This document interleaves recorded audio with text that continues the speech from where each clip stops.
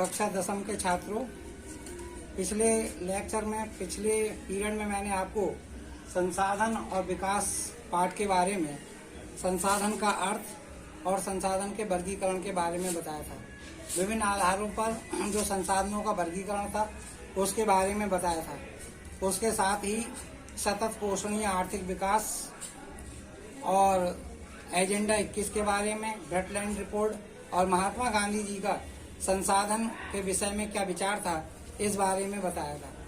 उससे आगे आज वही पाठ रहेगा, भूगोल का पहला पाठ, संसाधन और विकास। आज हम जानेंगे भू संसाधन। भू संसाधन किसे कहते हैं? सबसे पहली बात, भू संसाधन तो यह है कि भूमि जो है वो एक हमारा महत्वपूर्ण प्राकृतिक संसाधन है। जो भी हमारे उत्पादन के साधन, उनमें सबसे महत्वपूर्ण संसाधन जो है वो भूमि है, जिस पर मानव जीवन, भूमि एक महत्वपूर्ण प्राकृतिक संसाधन है जिस पर मानव जीवन, वन्य जीवन, प्राकृतिक वनस्पति, आर्थिक क्रियाएं, परिवहन एवं संचार आधारित है। मतलब यह है कि मानव जीवन, जो भी हमारा मानव जीवन है वो सब भूमि, पृथ्वी पर ही आधारित है। वन्य जीवन, जितने भी हमारे वन हैं या वन्य प्राणी है वो सब इसी पर आधारित हैं। जितनी प्राकृतिक वनस्पति, आर्थिक क्रियाएं, जो भी हमारा व्यापार होता है, जो आर्थिक क्रियाएं, धन कमाने के लिए जो क्रियाएं होती हैं वो सब पृथ्वी पर ही होती है, भूमि पर ही। और परिवहन और संचार आदि जो है वो उनके मुख्यतः साधन, अगर वायु परिवहन को छोड़ दिया जाए तो जो सड़क मार्ग है या रेल मार्ग है वो सब जो हमारे थी भू संसाधन पर ही आधारित है। तो ये भू संसाधन का अर्थ जानने के बाद हम आपको बताएंगे कि भूमि की विशेषताएं क्या होती हैं। भूमि की पहली विशेषता है कि भूमि जो है वो सीमित क्षेत्र है। भूमि का क्षेत्र जो है वो सीमित क्षेत्र है। मतलब भूमि का है एक सीमित क्षेत्र है। भूमि का क्षेत्र निश्चित और सीमित है। और मनुष्य जो है वो केवल इस क्षेत्र को बढ़ा नहीं सकता है, बस केवल इसके स्वरूप में परिवर्तन कर सकता है। और प्रकृति, दूसरी जो भूमि की विशेषता है वो प्रकृति की ओर से जो है वो ये हमें निःशुल्क देन है। भूमि जो है वो प्रकृति की निःशुल्क देन है। प्रकृति की निःशुल्क देन का मतलब ये कि मनुष्य को प्रकृति के द्वारा अनेक संसाधन जो हैं वो हमें प्राप्त हुए हैं। संसाधन जो निःशुल्क प्राप्त हुए हैं और इन संसाधन निःशुल्क, इनमें भूमि जो है हमारा एक महत्वपूर्ण संसाधन है। फिर तीसरी जो हमारी भूमि की विशेषता है वो ये अनाशवान। अनाशवान का मतलब हमारा ये है कि भूमि को ना तो उत्पन्न किया जा सकता है और ना ही इसका विनाश किया जा सकता है। और चौथी जो हमारी भूमि की विशेषता है वो अचल। अचल मतलब यह है कि भूमि हमारी जो है वो एक अचल संपत्ति है। भूमि हमारी एक अचल संपत्ति, मतलब जिसका स्थानांतरण जो है वो नहीं किया जा सकता। अब भारत में भूमि का उपयोग जो हमारा, भारत में भूमि जो है हमारी, उसका हम किस किस लिए उपयोग करते हैं। सबसे पहले हमारी कृषि योग्य भूमि, पहला जो उपयोग है वो हम भारत में, मतलब भूमि का जो उपयोग है वो कृषि के लिए करते हैं। दूसरा जो हमारा वन भूमि, तो ये हम वन के जो भी वन है हमारे वो भूमि पर है। चरागाह भूमि मतलब ये कि वो जो हमारे जहाँ पशुपालन हम करते हैं उन पशुओं को चराने के लिए बड़े बड़े जो हमारे चरागाह होते हैं वो। और चौथा जो है हमारा भूमि जो है वो बंजर भूमि है, जहाँ पर कि हम किसी प्रकार की उपज या फसल जो है वो नहीं उगा पाते हैं। और परती भूमि, ये जो परती भूमि जो हमारी है, परती भूमि ऐसी होती है जिस पर हम फसल तो उगाते हैं, लेकिन एक साल अगर हम फसल उगा लेते हैं तो हम उसे, वो कम उपजाऊ होती है परती भूमि। और उस परती भूमि में कि एक बार जब हमने कोई फसल उगा ली तो उसके बाद हम एक साल जो है वो उसको खाली छोड़ देते हैं, कि जिससे वो खाली जो छोड़ देते हैं और उसके बाद एक फसल हमने उगा ली, उसके बाद हमने जो है वो उसको खाली छोड़ दिया, फिर उसको एक वर्ष के अंतराल के बाद जो है हम उस पर कोई फसल उगाते हैं। अब ये हमने पढ़ लिया भूमि में, भारत में भूमि का उपयोग क्या है ये समझ लिया। अब ये जो हमारा भूमि संसाधन है, इस भूमि संसाधन का महत्व क्या है? ये जो हमारा भूमि संसाधन है इसका महत्व क्या है? तो पहला महत्व जो है वो मानव जीवन का आधार। ये जो हमारी भूमि है वो मानव जीवन का आधार है। भूमि के अभाव में मनुष्य का जीवन संभव नहीं है। अगर ये पृथ्वी ना हो, ये भूमि ना हो, तो इस भूमि के बिना जो है वो मनुष्य का जीवन संभव नहीं है। मनुष्य जीवन के सभी क्रियाकलाप, जितने भी हमारे जो मानव जीवन के क्रियाकलाप होते हैं वो ये जो है वो इस भूमि पर ही संपन्न होते हैं। दूसरा, फिर ये हमारा भूमि जो है वो आर्थिक विकास का आधार, जितनी भी क्रियाएं, आर्थिक क्रियाएं होती हैं वो भूमि पर ही होती हैं। तीसरा, जो व्यापार का आधार, जितना भी हमारा व्यापार है वो सब भूमि पर होता है। परिवहन व संचार साधनों का विकास, चौथा जो हमारा पॉइंट है परिवहन व संचार साधनों का विकास। जैसा कि मैंने पहले बताया कि अभी जितने भी हमारे सड़क मार्ग हैं, रेल मार्ग हैं और परिवहन के साधन हैं, अगर हम वायु मार्ग और जल मार्ग को छोड़ दें तो बाकी जितने भी हमारे रेल मार्ग और सड़क मार्ग हैं वो सब या जो संचार के साधन है वो सब इसी भूमि के ऊपर ही जो है वो हमारे निर्भर रहते हैं। अब इसके बाद एक चीज और बताना चाहूंगा कि पंजाब और हरियाणा में जो 80% भूमि पर कृषि जो हमारी होती है और वर्तमान में जो हमारे 21% भूभाग है उस पर जो हमारे वन है, मतलब हमारे पंजाब और हरियाणा में जो है 80% भूभाग पर खेती होती है और जो वन है हमारे वनों का प्रतिशत जो 21%। और हिमाचल प्रदेश जो है उसमें जो हमारे सबसे अधिक चरागाहों की भूमि है, जो सबसे अधिक भूमि चरागाहों की है वो जो है उसमें हमारे हिमाचल प्रदेश में है। इसके बाद अब हमारा आया मृदा अपरदन व इसका कारण। मृदा अपरदन व इसका कारण, तो मृदा अपरदन का पहला कारण है वायु अपरदन। तो अपरदन का पहले हम मतलब समझे, अपरदन का हम मतलब समझे कि जब कोई तेज वायु जो है वो जो भूमि की ऊपरी परत होती है उस भूमि की ऊपरी परत को जब तेज हवा जो है या तेज जल जो है जब उसको ले जाता है ऊपरी परत को अपने साथ बहा के ले जाता है तो हम इसे वायु अपरदन या जल अपरदन कहते हैं। जब जल के द्वारा ऊपरी परत जो है वो जल के द्वारा जब हमारी ऊपरी परत बह जाती है तो जल अपरदन, और तेज वायु के द्वारा, आंधी के द्वारा जब ये जो हमारी परत मिट्टी की ऊपरी परत जो होती है जब बह जाती है तो हम उसको अपरदन कहते हैं। अब ये जो हमारी आएगी भूमि सुधार, की भूमि सुधार करने की बात आई कि हम जैसे भूमि सुधार कैसे करें। तो भूमि सुधार में हमारा ये है कि पहला काम है कि बंजर भूमि को उपजाऊ बनाना। ये जो हमारी बंजर भूमि है, काफी अधिक मात्रा में जो हमारे देश की भूमि बंजर है, कि हम उसको बंजर भूमि को कुछ ऐसे उपाय करें उसमें कि जो बंजर भूमि को हमारी कृषि के योग्य या चरागाह के योग्य जो है वो बन सके। फिर वृक्षारोपण, इसके बाद जो हमारा है कि वृक्षारोपण व चरागाहों का प्रबंधन भूमि सुधार में, कि हम ज्यादा से ज्यादा जो हमारी भूमि है उस पर वृक्षारोपण कर लें। और जो हमारे देश में पशुपालन होता है उन पशुओं के पालने के लिए पशुओं की चारागाहों की दृष्टि से जो हम उन अपने पशुओं के चरागाहों का जो है प्रबंधन कर लें।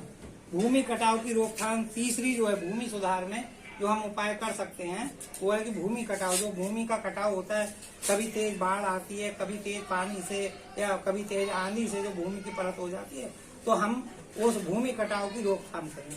और भूमि कटाव की रोकथाम कैसे होगी? वृक्षों की रक्षक मेखला, हमें ज्यादा से ज्यादा मतलब हमें वृक्ष लगाने चाहिए, मतलब हमें वृक्षारोपण करना चाहिए जिससे कि हम जो है वो भूमि सुधार को उसको जो है वो हम इसको हम अपना रोक सकें, मतलब ये जो हमारा भूमि सुधार है वो कर सकें। वृक्षों की रक्षक मेखला।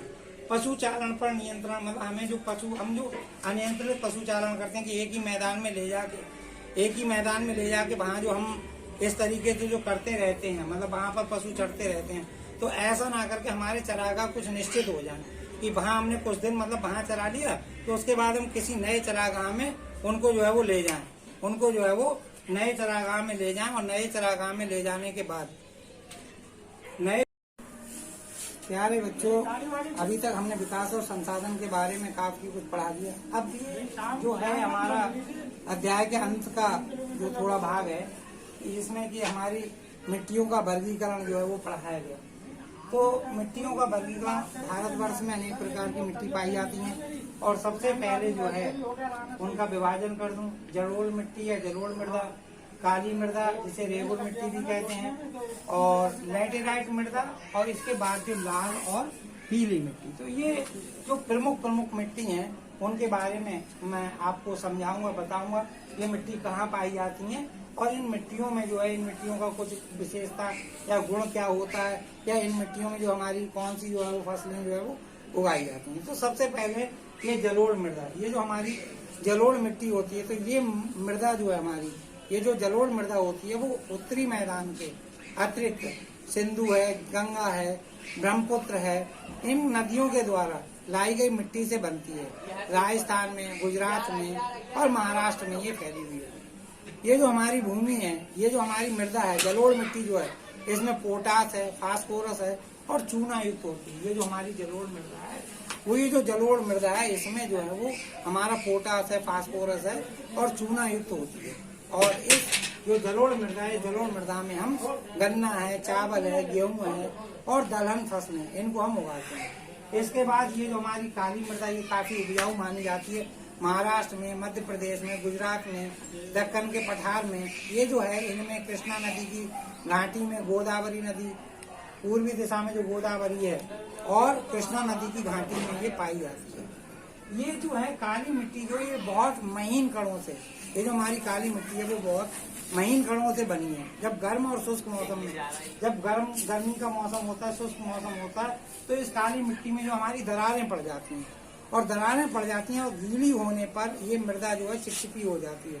जब ये मिट्टी इसमें पानी पड़ जाते हैं, दरारों में पानी भर जाता है, तो इस काली मिट्टी में, रेगुर मिट्टी में ये मिट्टी जो हमारी चिपचिपी हो जाती है और इसमें विशेष रूप से जो है वो कपास की खेती होती है। इसके बाद हमारी है लैटेराइट मृदा। लैटेराइट मृदा ये क्या है? लैटेराइट शब्द जो है ग्रीक भाषा का शब्द है लैटर। लैटेराइट जो है वो ग्रीक भाषा के लैटर शब्द से बना है और उस ग्रीक भाषा के जो लैटर शब्द है उसका शाब्दिक अर्थ होता है ईंट। क्योंकि इसका लैटेराइट मिट्टी का रंग लाल होता है, तो ये मतलब लैटेराइट मिट्टी जिसका मतलब ये उड़ीसा में, केरल में, कर्नाटक में और असम में पाई जाती है। इसमें जो है वो ह्यूमस की मात्रा कम होती है। जो लैटेराइट मिट्टी हमारी होती है इसमें ह्यूमस की मात्रा कम होती है और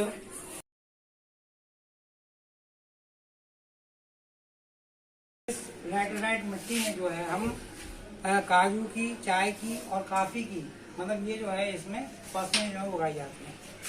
लाल और पीली मिट्टी, लाल व पीली मिट्टी, ये मिट्टी जो है तमिलनाडु है, उड़ीसा है, छत्तीसगढ़ है, मध्य प्रदेश है, कर्नाटक, आंध्र प्रदेश में पाई जाती है। इस मिट्टी का रंग जो है वो लाल या पीला होता है। मृदा का रंग लाल या पीला। इसमें लोहा है, एल्यूमिनियम है और चूना है, इनकी अधिक मात्रा पाई जाती है। और ये लाल और पीली मिट्टी जो होती है, कपास, इसमें जो है वो फसलें जो उगाई जाती हैं वो कपास की है, गेहूं की है और अनाज जैसे बाजरा, मोटे अनाज जो है वो बाजरा, इनकी खेती की जाती है। तो इस प्रकार ही हमने पढ़ाया आपको। और इसके साथ साथ में थोड़ा मृदा अपरदन जैसा भी मैंने पढ़ाया वायु के द्वारा और उसके द्वारा। तो अब मैं आपको मृदा अपरदन के कारण के साथ साथ थोड़े मृदा अपरदन के उपाय भी बता दूं। मृदा अपरदन जो है वो उन्होंने कहा कि मृदा अपरदन जो है हमारा, उसको रोकने के उपाय हम वृक्षारोपण करके मतलब मृदा अपरदन को रोक सकते हैं। जो सीढ़ीदार खेत हैं उनको बनाकर, सीढ़ीदार खेत बनाकर भी जो हम उसको मृदा अपरदन के लिए जो है वो हम रोक सकते हैं। तो मृदा अपरदन क्या है, मृदा अपरदन के रोकने के कारण क्या है, इस तरीके से हम ये संसाधन और विकास के पाठ के बारे में। बच्चों आपसे एक ही अनुरोध है कि ये जो वीडियो हम आपके लिए भेजते हैं तैयार करके, उस वीडियो को आप पूरा मतलब देखें, उसको थोड़ा सा देख के आप छोड़ देते हैं, पूरा वीडियो मतलब उसके लिए देखें और समझें। और पूरा समझ के जब आप पूरा वीडियो देखेंगे तभी आप उसको समझ पाएंगे। अब इस तरीके से, और इसके साथ ही अभी जो अगला टर्न होगा, अभी पाठ का लगभग सारा अध्याय जो है मैंने इसको पढ़ा दिया और इस वीडियो की मैं YouTube लिंक आपको भेज रहा हूँ, उसको आप पूरा देखें। और साथ ही इसके बाद जो पाठ लगभग समाप्ति की ओर है और इसके जो हम वो जो इसका जो होमवर्क है, जो गृह कार्य है, वो मैं इसके जो कौन कौन से प्रश्नोत्तर कैसे करने हैं वो आपको अगले पीरियड में जो बता दूंगा। पाठ पूरा हो गया, अब आपको सिर्फ होमवर्क आपको देना। ये जो वीडियो हम आपके लिए भेज रहे हैं, इसको आप वीडियो को पूरा देखा करें। और अगर आपको किसी प्रकार की कोई दिक्कत आती है, कोई चीज समझ में नहीं आती है, तो इसमें आप कमेंट कर दिया करो, जिससे आपकी अगर कोई समस्या है तो उसको मैं समस्या को आपके कमेंट से उस आपकी समस्या को समझा सकूं और मतलब आपकी समस्या जो भी है वो समझा सकूं। और अगला वीडियो जो मैं डालूं तो आपकी जो समस्या आ रही है उस समस्या को मैं अगले वीडियो में दूर कर सकूं। वीडियो पूरा जरूर देखें, तभी आपकी समझ में आएगा। आधा अधूरा वीडियो देखने से जो आपकी विषय समझ में नहीं आ पाएगा। और जो गृह कार्य दिया जाएगा तो फिर वो अगर आप आधा अधूरा वीडियो देखेंगे तो आपकी गृह कार्य जो है वो समझ में नहीं आएगा। धन्यवाद।